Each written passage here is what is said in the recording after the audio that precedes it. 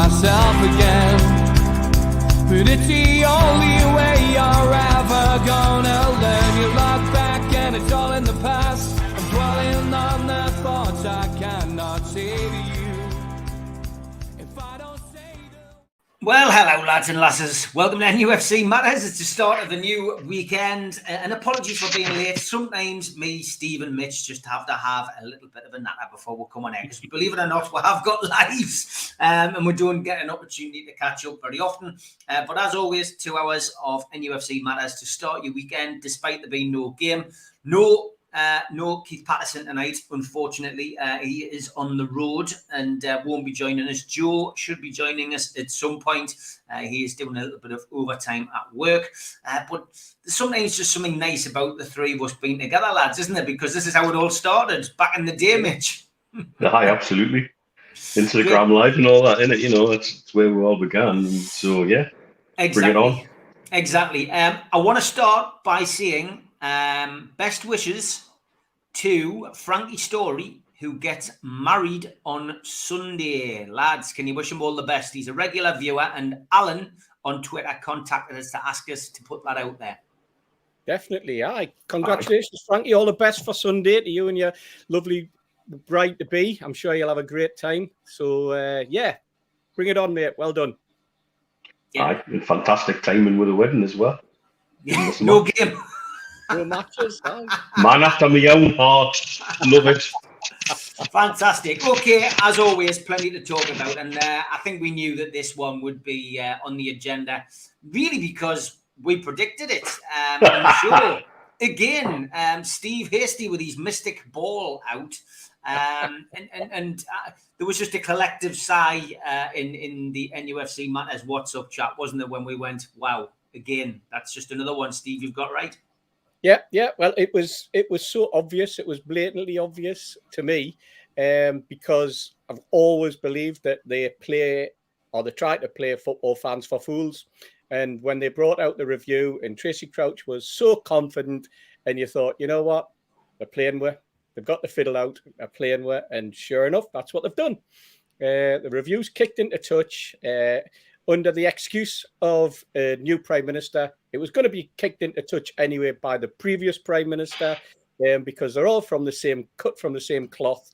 They all have the same agenda. And let's face it, at the end of the day, it's the Premier League that run football. It's not the FA. It's not the EFL. It's not the FSA. It's not no other fan groups. It's the Premier League, and that's what they've done. They've lobbied. They've kicked it into touch. They've got what they wanted, and now they're going to go ahead.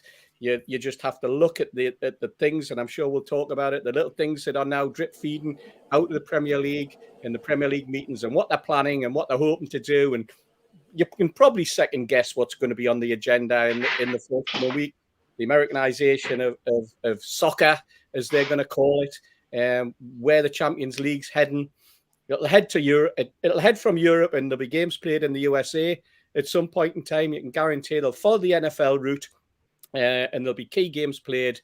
And it'll probably, let's face it, not be the Germans, and it'll not be the English clubs, but you can imagine the Spanish clubs will love it, and probably the French clubs for the money and for the exposure, and the Portuguese, and that's where I think it's heading. But in terms of what Liz Truss has done, she shut the door on it. They'll probably review a review. That's the way they operate, politicians, and so we'll move on.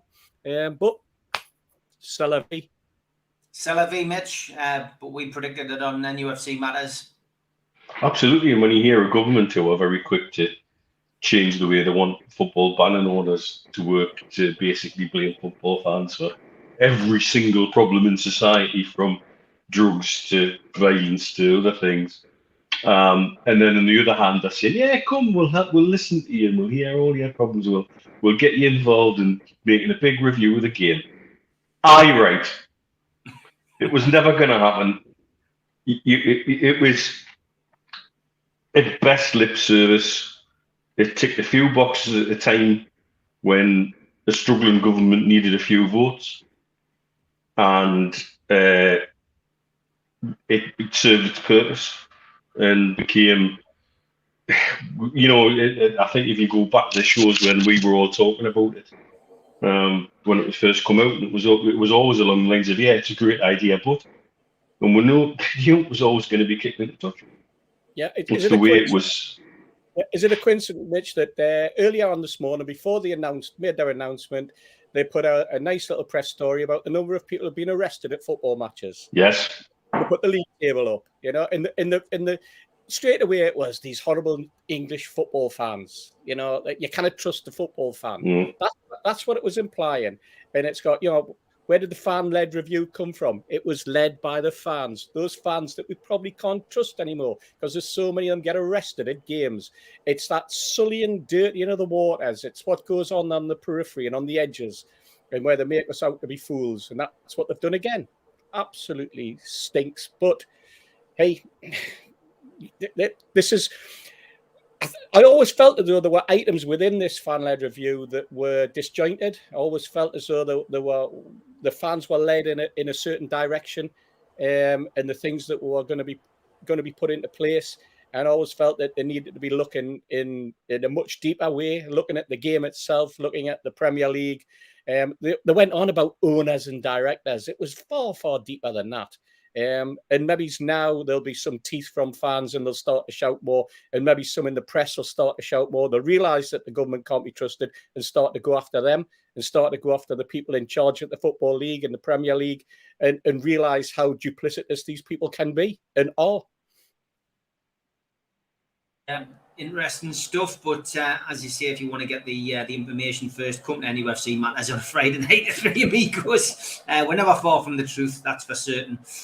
Interesting, this one as well, something we touched on last week, John. I'm not sure whether you saw the show, but he says, are you guys concerned we soon could have too many American owners in the Premier League? What does this mean for Premier meetings in future, as they'll have too much control? They're always suggesting each trying to change our league, so does more of their mates mean danger for the rest of us? If you watch last week's show, John, it's something we've covered, and we mentioned it again many, many times on here, Mitch especially, Steve as well. It's something we are concerned about, Steve, no doubt about it. Oh, absolutely. I mean, the Americanization of soccer, as they keep calling it, as I said earlier, the way that the control that they will have, you just have to listen to Todd Bowley when he was talking a couple of weeks ago. That's the start of the drip feed. That was his introduction. That was his pleasantry. That was his way of letting some of the other top owners know that he's on their side. The Americans sticking together behind the Stars and Stripes. He came out with various platitudes, which, let's face it, meant absolutely nothing. But it's what he didn't say that's the dangerous part, and where it's going to lead us to. And as I say, they'll be in cahoots. You can see UEFA scrambling around now. There was let's take the European Championships for a start. What have they done there? They've announced today that it's quite possible that there will not be an increase of 32 countries in the European Championships for the next one in 2028, as was originally going to be planned. Why? Because the TV company said that it will impact on TV coverage in the qualifying rounds, and it'll make the qualifying rubbers literally dead rubbers in many, many cases, because you're going to have more clubs. Out of the 55 that are in, 32 of them are going to be in the championship itself. That has a massive impact on English game, because it was going to be played in Britain. It was going to be shared between the home counties and the Republic. So when you look at that, that's going to have an impact. But this is what happens. The decisions are made, and then everybody else scrambles around and tries to fit the whole thing back together again in a way that they want, not necessarily in a better way. And they'll do exactly the same with the Champions League. They're going to scramble around that. As I say, you can see in a couple of years' time there'll be that many clubs owned by Americans that they'll want to bring in the franchise. They'll want to bring in. They'll alter the league. We'll end up with 18 clubs in the league. We'll end up with a Premier League 1 and a Premier League 2. You can see that potentially happening. But you can see European games, as I say, being played in America because it'll suit the American market. They are desperate to get football back up and running again. They'll do everything they can. And look also what they've done with some of the changes that are trying to bring in, adjusting the amount of money that can be spent on transfers as well. Why is that being done? Because the top 6 realise that you can't get 7 into 6. You can't get 6 into 4. You can squeeze 5 into 4 if you want to, because you can get an extra Champions League place. But soon as Newcastle United become a threat, they start to pull the drawbridge up and they start to slam various legals in front of us. We saw it with the transfers. We saw it with our sponsorship and our commercial dealings, and we'll see it soon with the amount of money we can spend in transfers based on how much our turnover is. So that nothing but turnover in one way, and then when they turn around and go, you can't have that commercial deal, you can't have that. That's going to affect your turnover, which is ultimately going to affect your transfer activity and dealings. So we're going to be used as the catalyst and the people to blame if other clubs want to, but the other clubs are happy as well, and we're going to be end up out on a limb and shouting about this, and that's wrong. And I can see court cases happening. I can see. At the moment, we're doing things through gritted teeth, but eventually, I think they'll get the knives out. I honestly do, and I think we'll start to see legal battles start to happen, because they are, as Keith would say, anti-competitive in the way that they're going on about things, because they're acting once again as a cartel, but it's a cartel that's getting bigger and bigger, and it's a cartel that's designed with the American market in mind. 3 or 4 years ago, we were saying it was going to be China and the Far East, and that's where the money was going to be coming from. And we're looking at the likes of Wolves and other clubs. We could see that what was happening there. We could see the way the Chinese market was going and where it was going to slip. It was all to do with betting, and then the market's fallen. Chinese has come in, wed on their business. So the America is where the money is now, and especially for Americans coming in. When you look at where the dollar is compared to the pound, I think we're sitting at $1.11.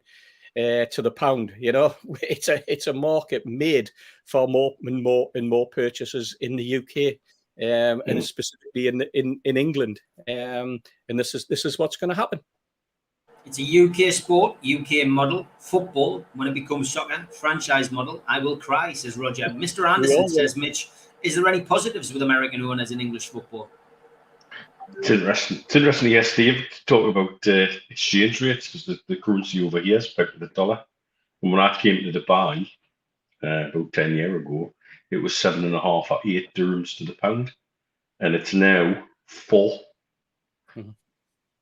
It's crazy. Is there any benefits? Yeah, there are. But look, I'll reiterate what I said last week. It's now absolutely obvious that the clear and present danger to football wasn't money from the Far East or the Near East. It's the US, like we've been saying for a little while now. At the minute, UEFA are hanging on to PSG being the so-called bastion of supporting the current structure. Let's see how that changes after the World Cup, ladies and gentlemen. Because I think then the gloves will come off. I think then Qatar will be interested in talking to the Americans about how they can make things work. A lot of these NFL-style concepts about what you can do with money in your team, things like transfer budgets.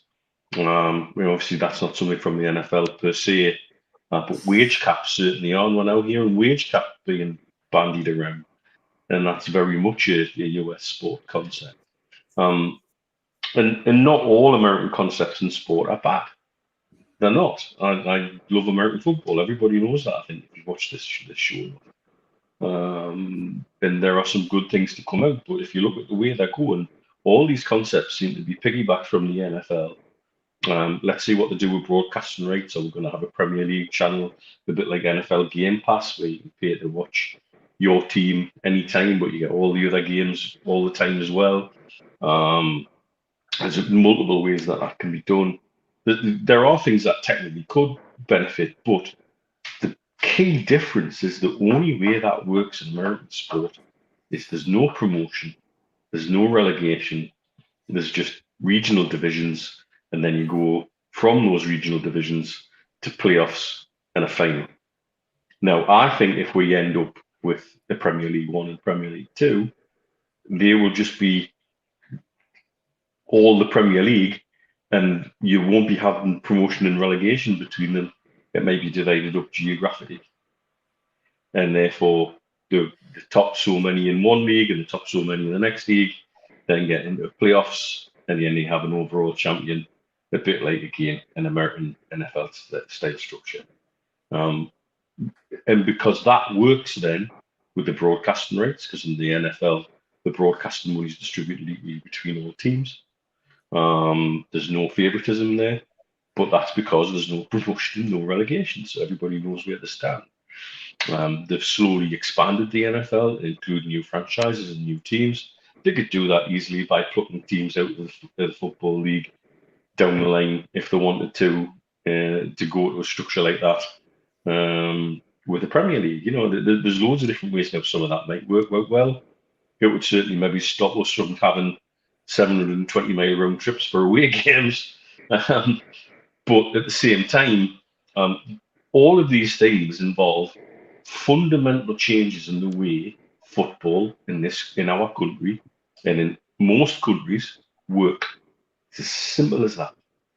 And when you're talking about fundamental change, these new owners really have already shown by Todd Bowley's words and hints, bearing in mind what he's probably already let slip are the least controversial things that I would like to do because they're softening more up for it. That will all involve an absolute fundamental change in the game, and they don't give a toss. They really don't, because it's all about the dollar. And again, as Steve says, because the exchange rate is so messed up at the moment, now is a very good time to come and buy British assets for people with money. And you look at the amount of involvement of JP Morgan, MSD, who've got loans with nearly every club who've had financial problems in the last 5 years. All the clauses in that says, if you default on this, we own your club. They're going to end up with a club eventually, because somebody somewhere will be on the verge of going pot and default on one of their loans. Bearing in mind they were sniffing around Sunderland when Donald wanted rid of Sunderland at one point. Yeah. And so, these are all speculative moves from the US to get a toehold in football, and they're doing it at all levels in the English game at the moment. And the only reason I can see for them doing it at all those different levels is that they're hoping the whole structure gets totally blown apart and they can start with a fresh blackboard and say, right, this is what we're going to do. And that's a doomsday scenario, maybe. But that genuinely is the worst outcome that could happen, to see an absolute and total rearrangement of the game that we live so much. Yeah, interesting. If things did develop, Joe, of course, we might all have to wear like cowboy costumes and stuff like that to go to the match. And to be honest, I mean, it probably would suit Keith Patterson. I mean, he loves an outfit, doesn't he? What on earth was all of that about on the WhatsApp group this afternoon, Joe? I've only got one thing to say, and that's Shang-a-lang. I've got nothing else to say. I don't know. I couldn't decide whether he joined the army or he was playing the Riddler, or I haven't got a clue. No idea. Yeah, Keith certainly knows how to to teach the young'uns a thing or two about fashion anyway. But probably the least said about that outfit, the better. Happy Saudi Arabia Day, though, to Al Walid and everybody else out there. That was certainly Keith's contribution to the cause, I think. But yeah, look, we spoke about this last week, Joe. American owners, and potential takeovers of the Premier League. I mean, it's not something any of us really want, is it? It's not at all. If you're talking about making changes to the game, 11 versus 11 that we know and love, as we've said continuously, that's been changed enough, in my opinion. So can we leave the game alone? Can we maximise kind of commercial revenue? Can we bring a bit more razzmatazz? Do you remember when Sky first launched? When the Premier League first launched, and it was all kind of glitz and glamour, and we had the rah-rahs and all the rest of it. Crystal Palace and what have you. We kind of embraced it at that point. So I can understand why people are looking at us. I'm not as intelligent as these guys in terms of kind of, the global finances and what have you. Yes, it's a good time to buy into the model. Arguably, in comparison to the astronomical figures that some of these NFL clubs and NHL franchises are kind of commanding in America, you can pick a Premier League side up for relatively cheap in comparison. We know the market's there, so I can see why America's getting involved. But I think for me, it's how strong is the backbone of the Football Association? How strong is the backbone of the Premier League, whether that be Premier League 1, 2, 3, 4, 5 or 6? To be able to say you can come and own what you want, you can come and bring all these fresh ideas, you can bring all your sponsorship mates, you can sign footballers for £20 billion if you want. What you will not be doing though is arsing about with the foundations of football. So for me, I think if they do that, we've got to be open-minded. It's the world that we live in. And yeah, if they can bring some good ideas, we're all assuming it's going to be an absolute car crash. We're all assuming it's going to be a disaster. But dare I say, shall we just see? Can we just see? As long as 11 versus 11 at 3 o'clock on a Saturday stays at St. James's Park, why not? Joe, you said something there. Joe said something there about how strong is the FA. The FA is that strong that when it comes to the FA Cup 3rd and 4th rounds, they're saying that they're going to have replays on a as needs basis. So it's no longer a level playing field. So if you're for example, of one of the clubs in Europe this season, and you're in the FA Cup 3rd or 4th round, which you'll be in the 3rd, possibly not in the 4th, but your fixture won't have a replay, but everybody else's fixture will if they draw. Your game will be played out on the night. Now, how does that make competition right? Yeah. And the whole idea of competition is that everybody plays by the same rules. But for some reason, the FA, because they're so weak, are going to fall simply because on the excuse that there was a royal death.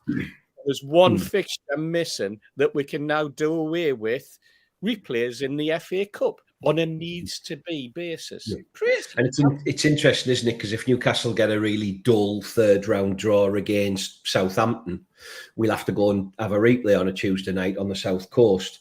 If Colchester United manage a draw against Liverpool, they don't get their replay and they don't get the benefits of that. So what does that do to the rest of the game? What does that do to the pyramid?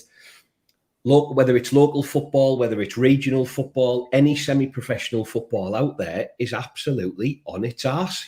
Gates are dropping, the quality's dropping. The game is in desperate need at that grassroots level. Somebody mentioned there, the infrastructure of American football, of soccer. Thinking about the college setup and kind of even there what we would class as 200 people in Ferry Hill on a Tuesday night. They're getting 10,000 people there to watch it, with kind of TV cameras and such like. So again, if there's any benefit to it, why wouldn't we not? But in terms of stuff like that, Steve, I mean, selective replays, we're supposed to be, in terms of competition, we're supposed to be closing the gap, aren't we? Yeah. The whole magic of the sport is that Hartlepool United can beat Manchester United 1-0 in the 94th minute. That's why we love this sport. If what we're saying is actually that's never going to happen again, do you fancy going to watch the rugby or something? Because what's the point? You can't go watch the rugby because most of them selective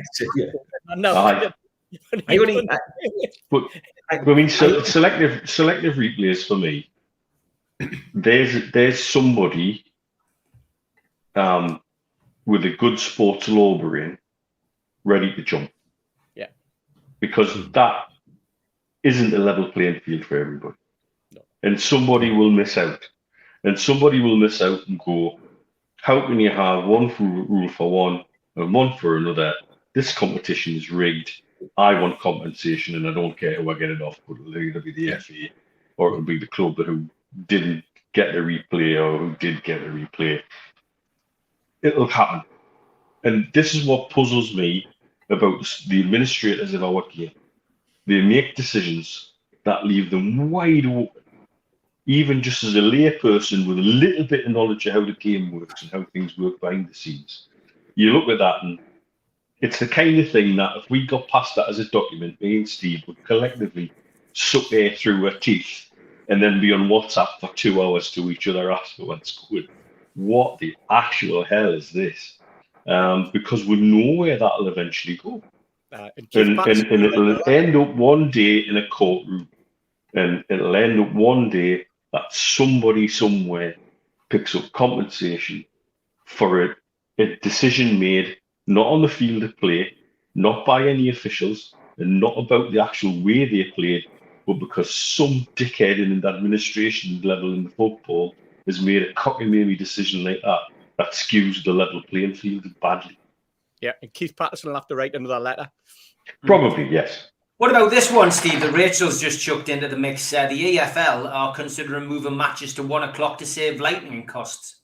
Yeah, they are. And if you don't play at 1 o'clock, then you're going to have to wear night vision specs, apparently. So that's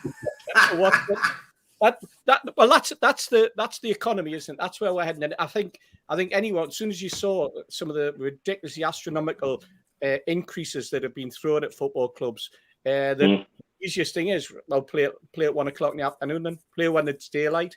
Newcastle still have the lights on because we have the lights on all the time. You know, the lights never go off at Newcastle United. You know, you can play it. You can have a 12:30 kickoff and it's always under the floodlights for the TV.